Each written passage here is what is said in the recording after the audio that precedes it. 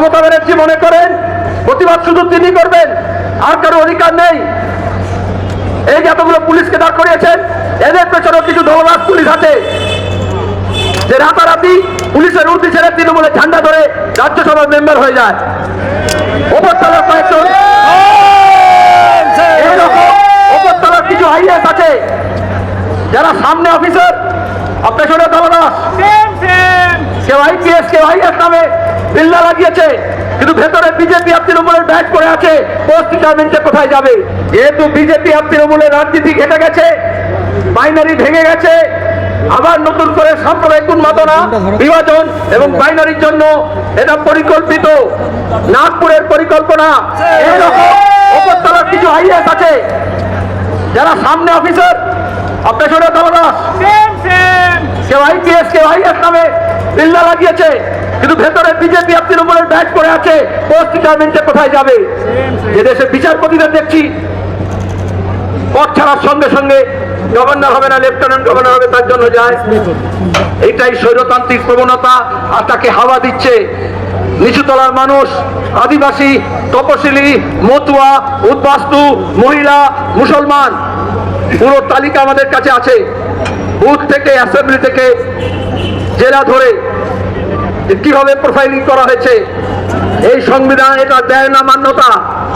আর সেই সময় দেখছি শুভেন্দু চিৎকার করছে আবার ধনরক্ষতা চলবে না। যে সংবিধানের নামে শপথ দিয়েছে সেই সংবিধানের বিরোধিতা করছে। কেউ ছাড় পাবে না, সব কথা মনে থাকবে এবং সব কথা এই সমস্ত গন্ডগোলের মূলে যারা আছে তাদেরও গন্ডায় গন্ডায় বুঝে নেওয়ার চেষ্টা করবে। মানুষ কিছুই ক্ষমা করবে না।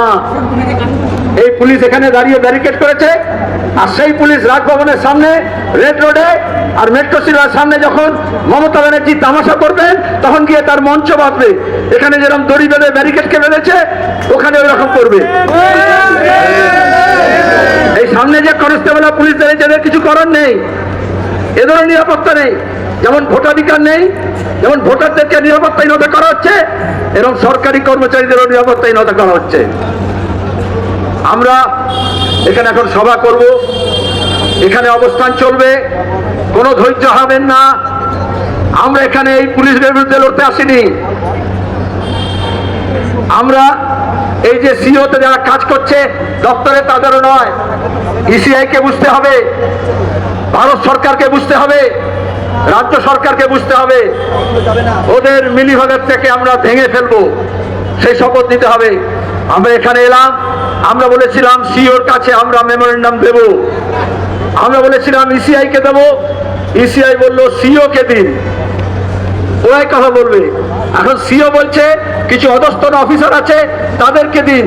যেমন নবান্ন অভিযানের সময় মমতা ব্যানার্জি থাকেন না, যেমন ডিএম অফিসে গেলে ডিএম থাকেন না, এসপি থাকেন না, সবাই নিজের তলাকে দেখিয়ে দেন। আমরা সেই তলা ফাঁক করবো।